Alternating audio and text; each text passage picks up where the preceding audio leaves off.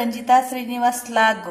ನಮ್ಮ ರಂಜಿತಾ ಶ್ರೀನಿವಾಸ್ ಲಾಗನ್ನು ಸಬ್ಸ್ಕ್ರೈಬ್ ಮಾಡ್ಕೊಳ್ಳಿ, ಫ್ರೆಂಡಮ್ ಫ್ಯಾಮಿಲಿಗೆ ಶೇರ್ ಮಾಡಿರಿ. ಇದು ನೋಡಿ, ನಾವು ಈಗ ಹಳ್ಳಿ ಸ್ಟೈಲಿಯಲ್ಲಿ ಬದನೆಕಾಯಿಂದ ಹಸಿ ಗೊಜ್ಜು ಮಾಡ್ತಾ ಇದ್ದೀನಿ.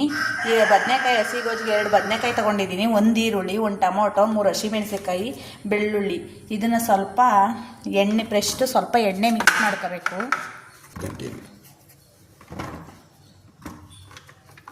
ಇದನ್ನು ಸ್ವಲ್ಪ ಕಟ್ ಮಾಡ್ಕೋಬೇಕು ಹಿಂಗೆ, ಆಗ ಒಳಗಡೆ ಎಲ್ಲ ಬೇಯುತ್ತೆ ನೀಟಾಗಿ.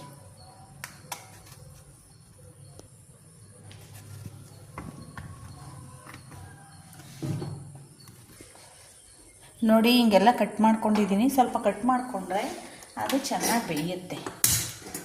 ಇವಾಗ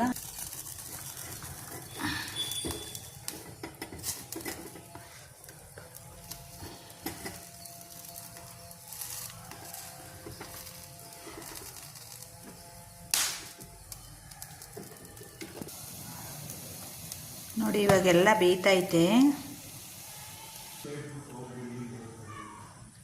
ನೋಡಿ, ಇವಾಗ ಬೇಯಿಸಿದ್ದೀನಿ.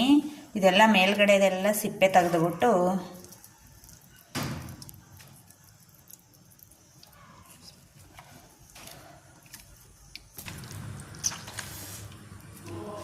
ಇದೆಲ್ಲ ಬೆಂದೈತೆ. ನೋಡಿ, ಇದೆಲ್ಲ ಕಿವುಚ್ಕೊಬಿಡ್ಬೇಕು.